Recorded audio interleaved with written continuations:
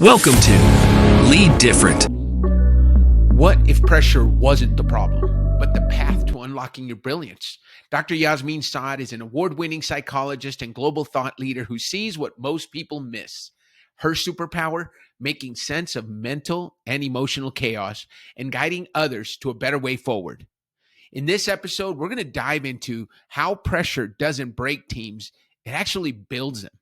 We're going to talk about retention, self-leadership, and how to transform negative thoughts into purposeful action. You're going to hear what it's like to share the stage with icons like Deepak Chopra and Les Brown, and why showing up confidently inside and out is part of the work. At her core, Dr. Saad is driven to contribute by helping people understand who they are and empowering them to live into their gifts. She's not just reshaping how we see the mind, she's offering a better way to live, lead, and grow. Stick around. This episode just might shift your entire perspective. Why not leadership? Why not lead different? Welcome to Lead Different, the podcast that redefines leadership and challenges the status quo. Hosted by Daniel Dominguez, founder and CEO of Why Not Leadership. This show is your compass to becoming a better leader through the power of self-awareness. Good leaders foster teams that are engaged, empowered, and energized. Join us on this transformative journey as we equip you with the tools and insights to lead different. Get ready to challenge the ordinary and embrace self-aware leadership. This is Lead Different. Subscribe now. Discover a new era of leadership. Lead different, because great leaders change the world. Hello, everyone, and welcome to another great episode of the Lead Different podcast. Today, we are excited to bring to you Dr. Yasmine Saad and talk about how to decode your inner world. Your mind has a message, and you've got to learn to hear it, and she's an expert at that. Let me tell you guys a little bit about our guest today. Dr. Yasmine Saad is an award-winning psychologist, an international TEDx speaker, a two-time international best-selling author, and the founder of Madison Psychological Services in New York City. She is known by her clients as the Why Psychologist. She created the Inner Message Approach, a transformative method that helps people decode their thoughts and emotions to break negative patterns and unlock their potential. She is recognized by Forbes, USA Today, and more than 200 major media outlets. She is celebrated as a visionary, reshaping how we understand the human mind by blending ancient wisdom with groundbreaking therapeutic techniques. She is the leader of a top-tier team of multicultural psychologists. She provides holistic, tailored care to individuals, couples, and families, earning her center a place on the 2024 Inc. 5000 list. She's, as I said, a sought-after international speaker who is fluent in English, French, and Spanish, and she has shared the stage with global thought leaders like Deepak Chopra, Les Brown, and Dr. Shefal. Her mission is clear: to help people create inner peace, access their inner wisdom, and transform their lives from the inside out. That is a mouthful, but Dr. Yasmine Saad is an amazing individual, one of my favorite humans, and I'm so glad to have you here on the podcast. Welcome to the show, Dr. Saad. Thank you for having me. I'm very excited, and what an introduction! It's nice to hear it back. It's wonderful. It's all good news, right? You've done so much, and you continue to do so much, Dr. Yasmine. We've been connected for years and years, and I've had you on my Why Not Wednesday podcast. And when I broke out and began Why Not Leadership, I reached out, and you were kind enough to be on the Lead Different podcast. And we're going to have you back. One of the things I love about what you do, your social media team is so good about sharing our clips. And so every once in a while, I see a clip of you talking about something we talked about on our podcast. And it reminds me, what a beautiful soul, what a beautiful person we have in Dr. Yasmine. And I said to myself, reach out, let's talk to her again, because since we last spoke, you have blown up. As I mentioned in the introduction, you shared the stage with Les Brown, Deepak Chopra. Let's start with that, because I think that'll be a fun way to start the conversation. What was it like to share the stage with such notable names? Or maybe I should ask, what was it like for them to share the stage with you? But since they're not here, I'll ask your perspective. It was wonderful. It was wonderful. I mean, I believe that whatever's reflected to you in your reality is meant to show you something about you. So for me, when I see that, I see it as, a conviction that my message is meant to be shared more and more and more. So like, I feel life gives you sign. And for me, that was one of the signs that I'm like, life is kind of telling me, your message deserves to be out there at the same level as the one from Deepak Chopra or Les Brown. So that's how I took it, as a reinforcement and consolidation of the power of the message I have to offer. And and that is such a good message to have. All of us have something within us that Yes. we want to share or that we feel that we need to share. Not all of us are as successful as you are, is really consolidating it and putting it into a package that everyone wants to hear. I mean, that probably not a week goes by that you're not on some major news channel sharing your message. What has been the key to just really coming up with that concise message that people want to hear for you?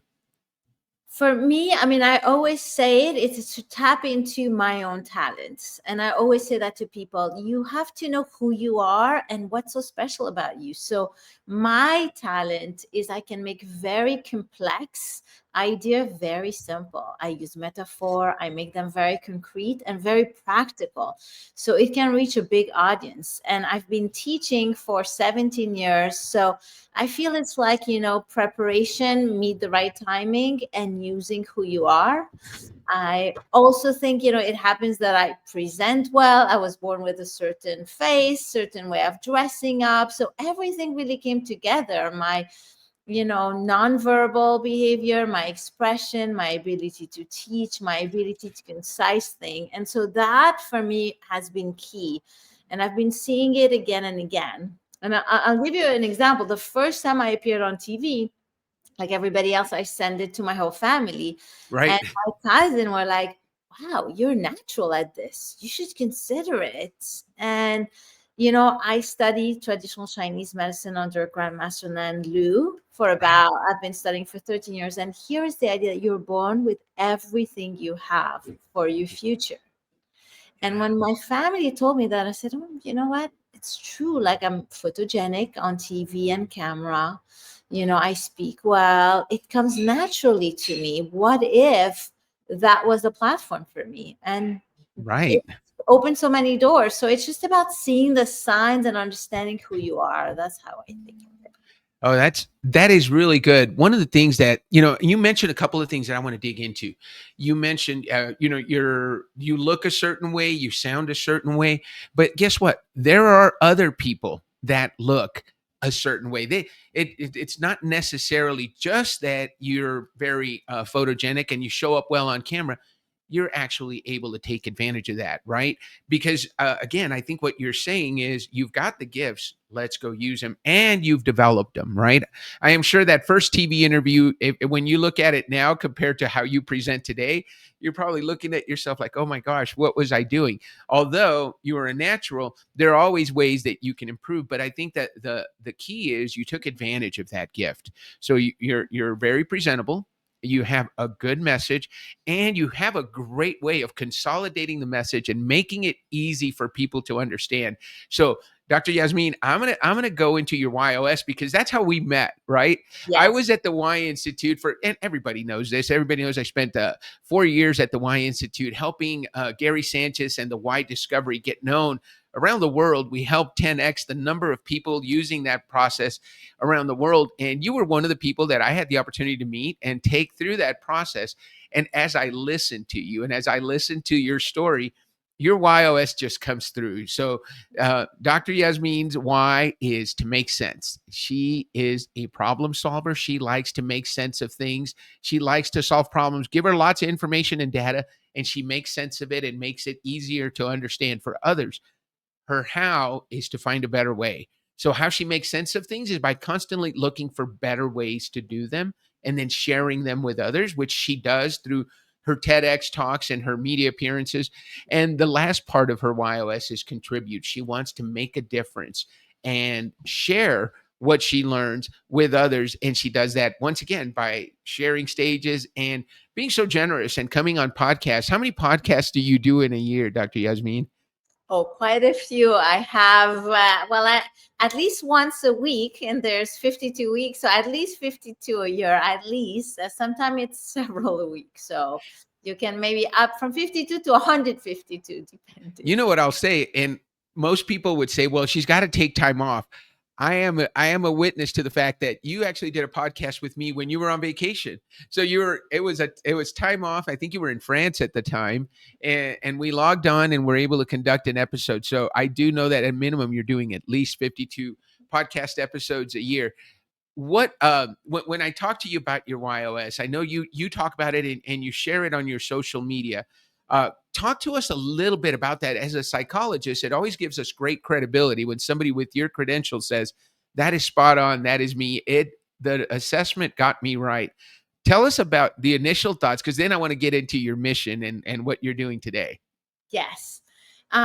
So for me, the YOS basically really gave me words to put on what I do, who I am. And I thought it was so on point.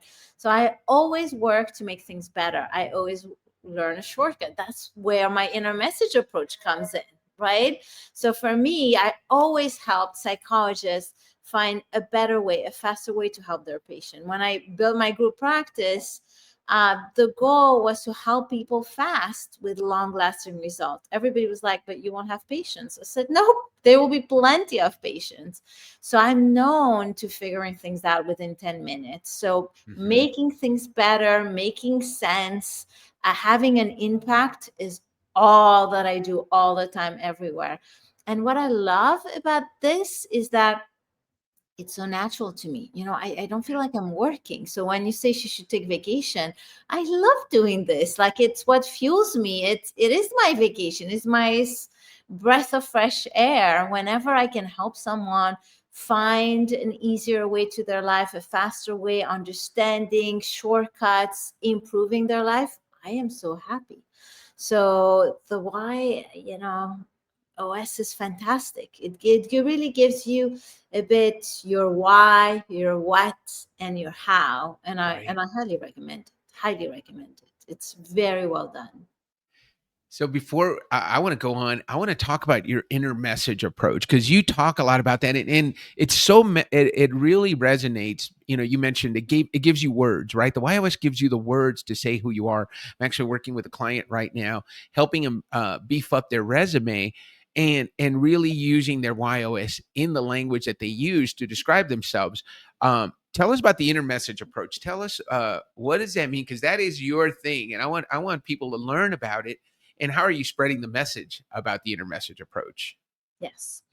So, we all think we have thoughts and emotions and that they should be ignored, that they're detrimental to us. Like, all of us believe like our mind is the enemy. I constantly have negative thoughts, or I get angry. I shouldn't get angry. Like, we all beat on ourselves for the thoughts and the emotion we have. And in the world of psychology, we've been told, well, those thoughts are random or they're cognitive distortion. You should just ignore them or correct them. And with the world of positive psychology, everybody's like, replace them with positive. The more you think positive, the more there's positive in your life. Well, the issue with all those approaches is when you do that, you create an enemy within, because it starts with the premise that the mind is wrong, that the emotion are wrong, and that you have to fight. So therefore, you become in a fighting relationship with who you are. And very early on, I understood that thoughts and emotions are actually messengers. And I'll give you an example. The way it came to me was, it first started with one day I thought of a friend of mine. And I asked her, hey, I'm thinking of you. What's going on? And she said, oh, really? You think of me today? I said, yeah, you popped into my mind. And she's like, what time? I was like, I just want to know what time. And I tell her 1 p.m. And she's like, today's my birthday, and I was born at 1 p.m. And I was like,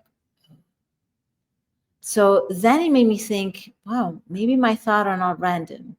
And you all know how you have this thought of something, and then you open your email and suddenly it's in your email. And I'm like, And then, I started having some emotions about psychology in my practice. Like I was thinking about one of them and I was feeling sad.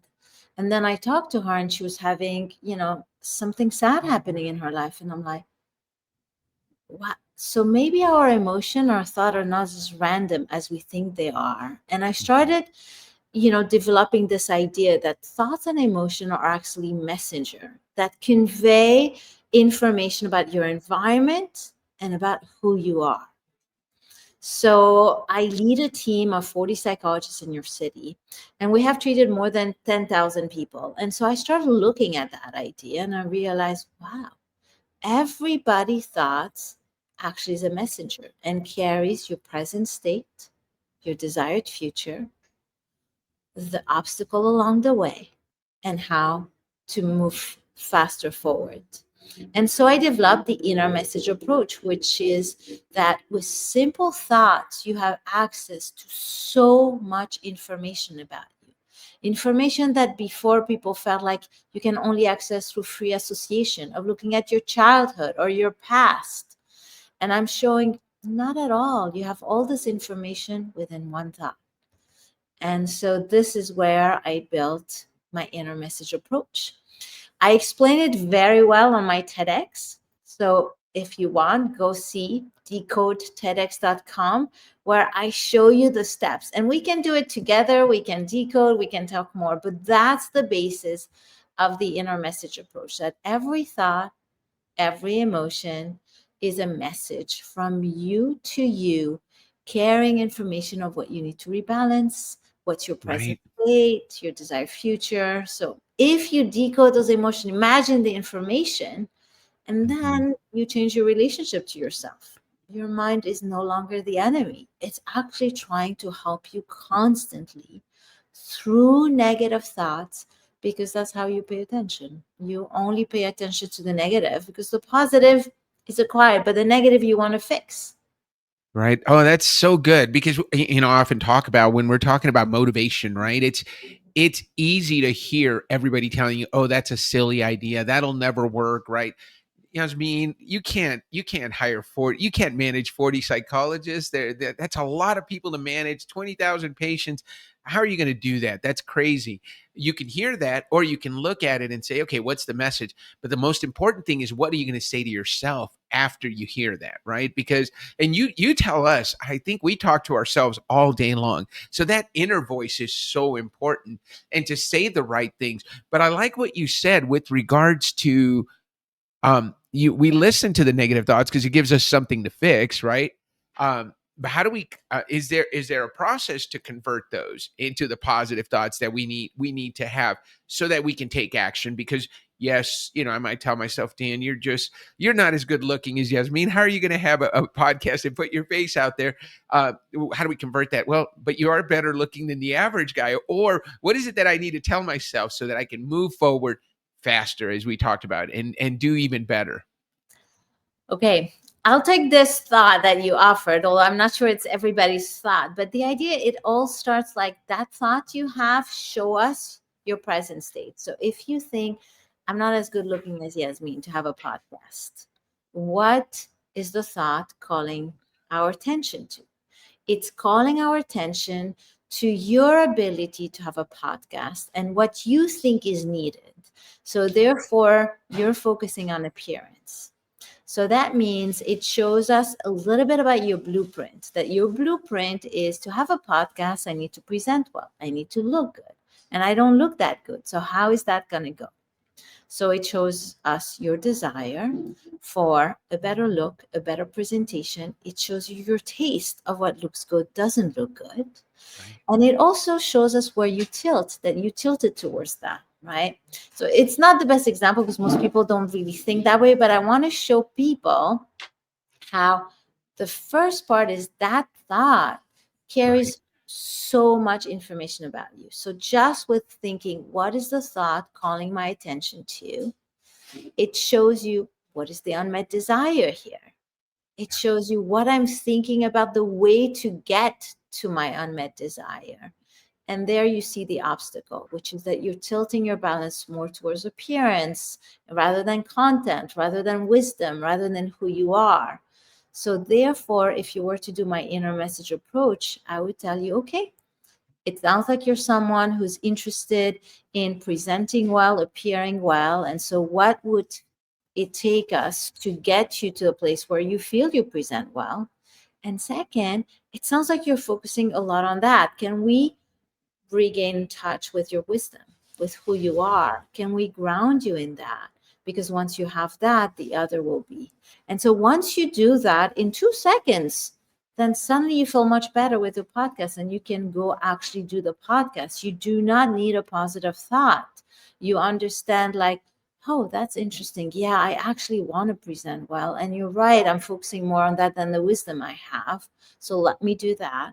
And then you just start a podcast with ease because you have fixed the inner message. There was an inner message and it was fixed. So you do not need positive thoughts. It's just that the negative dissolve and the information and the wisdom rise, and you act on it and everything becomes easy.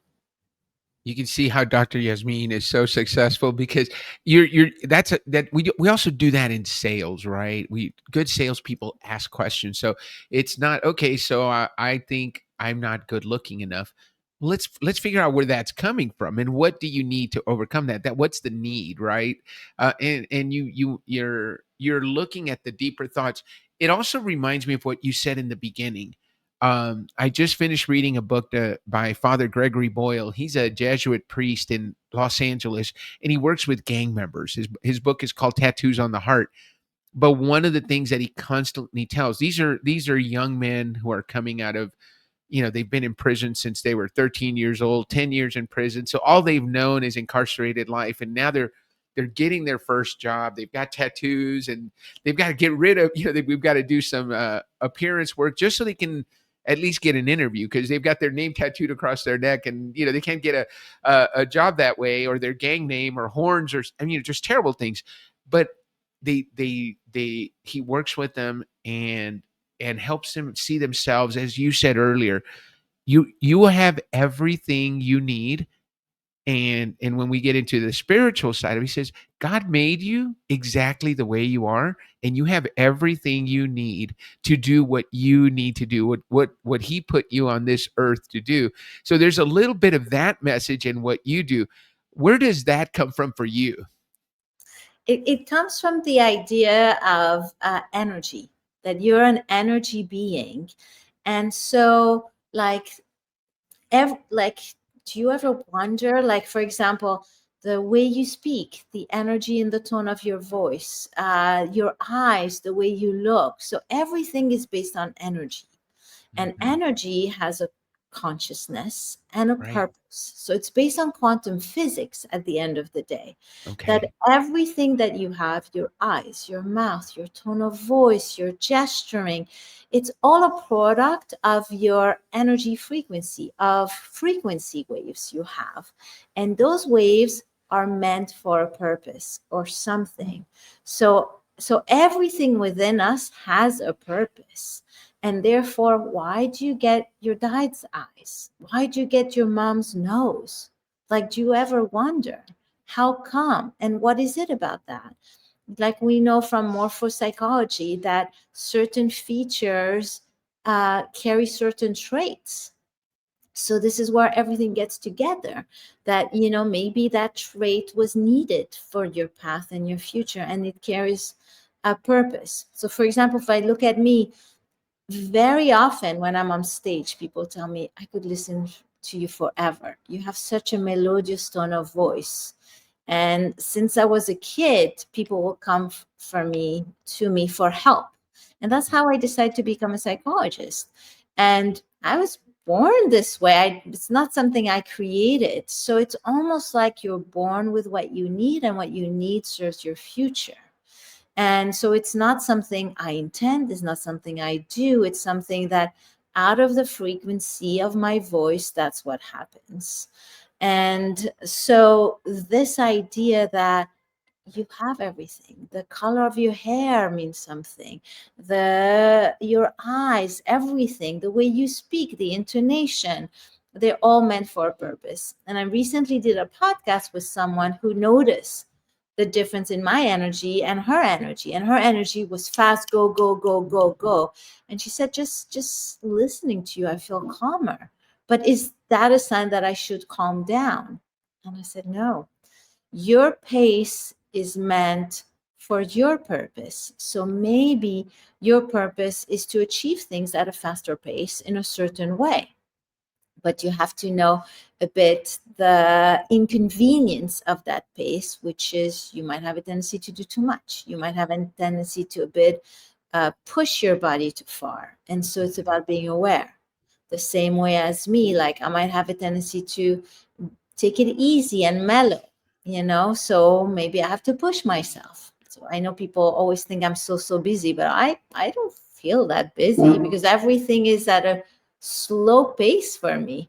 Right. So that's a bit of that. So that idea that you have everything within you that you need is based actually on quantum physics, on energy, and on the idea that you're made out of cells that have a particular purpose, and they all come together for your own big purpose. So just trust what you were given and try to read it and see it through what people tell you. Like, because that's where it goes back to my inner message approach. If somebody tells you you're pretty and you believe you're pretty, right? It's aligned with who you are, it goes. But when somebody tells you you're ugly and you feel pretty, it doesn't enter. What will enter is, why are they telling me this? Why is this happening? So the image that people tell you about you, you will know which one is an accurate image of yourself and which one is not. And so the negative enters only because it resonates with you. Like if you tell me I'm ugly and I feel pretty, it doesn't. But if I happen to feel ugly, it will enter. Right. So this is where you can, understand what you think of yourself through also interaction with others. I love that. I love hearing this perspective, Dr. Yasmine, because as I said, the perspective that I brought was from Father Gregory Boyle, who brings a spiritual and God sense to it. But I think it's the same message, right? It at a cellular level, whether it's through faith or quantum physics or positivity or destiny, whatever it is. The point is, you have what you need. It is you are built a certain way for a certain purpose, and finding that purpose and living it. I think that's the other thing, you mentioned about your voice, and it is true. When I listen to you, I just feel calm, and I'm one of those fast-paced people. Go faster, do this, do that. But you have a calming effect on people. You have a calming effect on the room, and I see it when you do your TEDx talks or when you're on a television show. Because sometimes you get asked some tough questions, and you're like, well, let me tell you what I think. And all of a sudden you're listening to the inner thoughts of Dr. Yasmine. So I think that's a beautiful approach. So thank you for sharing that. You are also a leader, Dr. Yasmine, and this is an important one. When I was in the military, I had to at one point lead doctors, and doctors it's like herding cats. So having 40 psychologists in a big practice, what's a leadership challenge that you've had that you've overcome, and let's talk about that, because I bet you do it different than everybody else. You have a very successful practice. You treat lots of patients, and you're not in all the weeds. I know that you've got a practice manager and you run that place pretty hands off, I bet. But tell us, what are some of the secrets to leading a large practice like that, and travel internationally and speak all the time and be on podcasts at least once a week? Well, the secret is I believe that everything that you have in your life is a byproduct of who you are, right? So what does it mean? That means wherever you have weaknesses, it will show up in your business. Wherever you have strength, it will show up in your business. So I always look at the outside reality of what's happening as a reflection of something that either I have to upgrade or something that I really have hands down that is really strong about. So, for example, if I have a psychologist come to me and they have an issue with a process in the practice, I really listen with what are they to bring me that will upgrade me right now. So it's all about a journey. It's all about my own journey, my own cultivation journey. And when you see your organization as that, you really realize that your organization is as strong as your capacity to evolve. Like, how much do you hold love and peace? How much are you able to process conflict? How much are you able to resolve things in a way that's not confrontational? Or how much can you assert yourself? Where are you? The more capacity, the more internal freedom you have with being assertive, with being loving, with being everything that you need to be in the world, the more you practice, your organization will be successful. So I always see it as a reflection. So for me, it's all about my own evolution. So the biggest challenge, I always say my group practice was the biggest thing to help me grow. And I'm a psychologist. I first started, I did years of analysis, years of therapy, then years of Qigong that I still do. But always this group practice is people enter your word, Mhm. system, ways, and then you realize who you are. You realize, oh, I love intuitive. I don't like so much disorganized, but company need that. So you need to change your relationship with organization if that's the piece, or vice versa. You love organization and structure when you have to operate a bit more intuitively. So it's Right. all about changing your relationship to a certain value, certain system. It's becoming flexible, expanding, and really being an open container so that you are free to operate in the world whichever way you want, lovingly, assertively, in all shape or form. And when you have that, then it runs smoothly. There's a couple of things you said there that are really important, and that's something that I've recognized recently is when there's a problem, and like you said, somebody comes to you with a problem or a change that they want to implement. You got to look at it. Okay, well, how am I contributing to that, right? And how can I? What is it that I can do? And then is it a zone of genius? I call it zone of genius thing for me. So for you, is it an opportunity to make sense of it, find a better way, or contribute? And if it is, then I'll take it. But if it's not, I need to give it to someone else who probably can deal better with it. And those are the dark sides of our YOS, right? As a make sense person. So this is a challenge that I often see with leaders and CEOs who have the why of make sense is you are so good at solving problems that everybody brings their problems. So you said even when you were young, everybody would bring their problems to you because Yasmine was so good at solving problems, right? But one of the challenges that we see, especially in a large organization, and when we're talking 40 psychologists plus support staff. So how many total employees are in Madison Park? Oh, we have quite a few. I don't know at this point, but yeah, we have the three admins and 40 something. Yeah, so you've got quite a few people supporting there. So it's a big ecosystem. But one of the things we find in leaders with the why of makes sense is that nobody wants to solve problems without running it by the boss because she's the best at solving problems. So how have you been able to delegate some of that problem solving so that they don't always come to you? There has to, and you're always going to have the best solution, and that happens constantly. So you've got to find some other problem solvers within the group. How have you been able to overcome that if you face that? Yes. Oh, I think everybody faces it because you have your own genius, areas of genius, as you say. And so, what are you going to do? But you also want freedom, and you don't. So, what I've been very successful at is, and we're going to go back to the original thing we were talking about, is I see everybody like a diamond. Everybody's a diamond. So I'm looking, what is your diamond and Yeah. how can I refine and polish your diamond? So I always look, okay, what are you good at? Are you into strategy implementation? Are you a visionary? Who are you?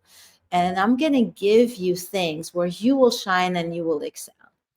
So you might not be me, but you will hone your diamond, and I'm going to help you hone it to a point where I feel satisfied with it, that it's, I see a potential and I'm going to help you reach that potential.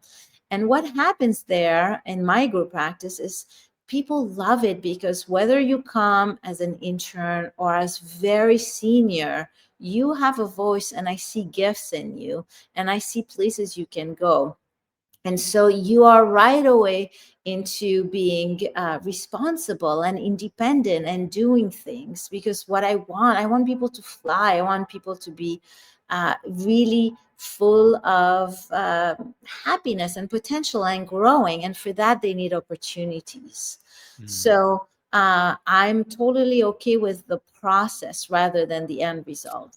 But I also want the end result. So I'm not going to give a visionary concrete tasks, or I'm not like, so it's about really seeing the person and seeing the gift in what they do. The other is about teaching everybody on the team to see the gift, because sometimes you have the visionary who's like, feels like, oh, this person is too concrete. I'm like, yeah, but they're good at implementing. That's their, like, you're the visionary, they're implementers. That's really important. We need all of that. And so it's about creating respect from different ways of operating in the world, and understand that we all need each other. Yeah. And surrounding yourself with the right people. Because as a make sense better way person with a big contribute heart, you're the idea, you're the innovator. So you are the visionary, but you have to have some of those implementers in the group that will take those ideas and make them concrete and create the systems and processes so that the practice can run. That's really good. I love your thought of thinking of everyone as a diamond. And sometimes they come to us as a lump of coal, right? Yes, exactly. But for me, in the reality, I'm very selective who comes in the practice. Every year, I have 100 people applying to work with me. I take 2, 3. So I'm very selective, because um, for the group practice, I cannot help everyone, but in other place, I help everyone. So it's about, Right. if you're going to enter my world, and I'm going to entrust you with patients, and you already have to meet a certain threshold, and then I'm going to take you to another level. So that's why I said, I mean, the psychologists in my practice are top expert, and then they were further trained. So it's a different level, but I can only do that and provide that by being selective in some way. Oh, this is great, because that's a subject that I'm sure leaders face all the time.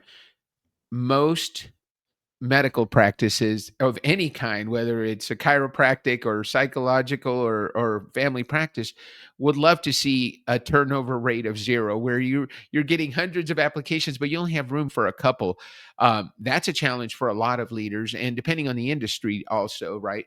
Uh, but what's a secret to having such low turnover? And I'm hearing it already in some of the answers, but there's another young Dr. Yasmine, maybe she's 10 years out of school and is starting her first practice and is going to hire a bunch of psychologists. What do you say to that person before they go into it, so they can have the kind of success you have in terms of being able to retain talent? I think you have to decide, like, it goes back to, we talked about how every cell in your body has a purpose, and it creates the big purpose of who you are. I believe companies, like, what you create has a mission and purpose.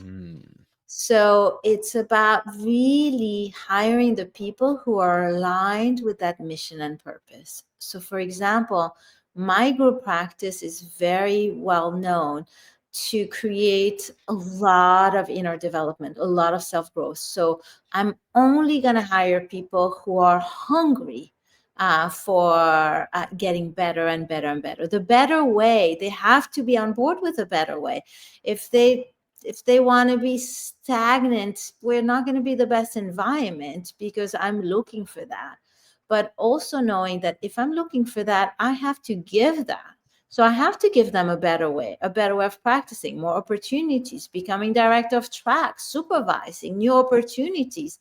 Otherwise, they fit the culture, the value, but I am not providing back to them what they brought to my practice. So it's a fair exchange is key. Second, aligning the mission, the purpose of what you're creating with the mission and the purpose of that particular person.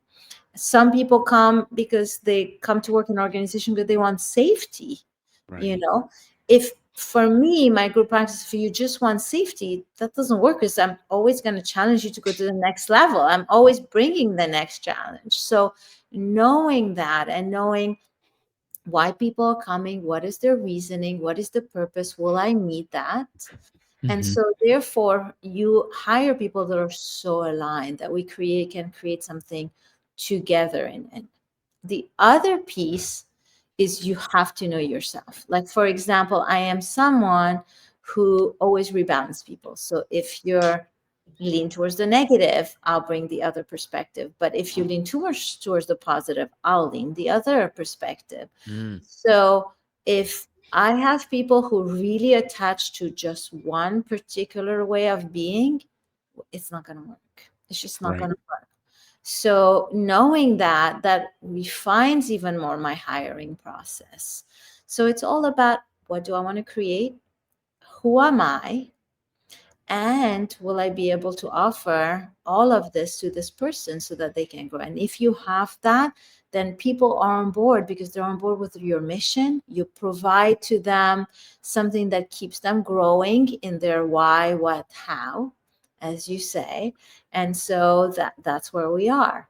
And to be fair, I want to tell people, if people fall out of your organization or you have to let go of people, sometimes it's a sign that you have evolved and that it's Mhm. time to let go. It's not a sign of failure if people leave. It's not a sign that something went wrong. The key is not to keep people working with you. The key is to have a mutual benefit. As Mm. long as there's a mutual benefit, then people will stay. But they might come a point where there's no longer a mutual benefit. Right. And it's beyond what you can provide. It's Yeah. really about personal journey. It's where you are in your growth stages. You said a couple of things that, Dr. Yasmine, we're just going to have you back for a third appearance because I have more questions for you, and I promise to not keep you too long. But here's the thing: you mentioned you know who you want to bring in based on the environment that you've created, and it comes from that deep self awareness that you have about yourself.